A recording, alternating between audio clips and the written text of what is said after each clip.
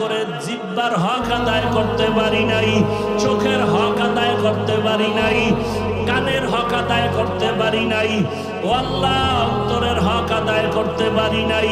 ও আল্লাহ হিসাব মিলায় দেখি শুধু গুনাহ আর গুনাহ। আমার মতো গুনাহগার এই ময়দানে কেউ নাই। এখন আমি রেডি হয়ে গেছি, এই গুনাহগার হইয়া কবরে যাইতে চাই না।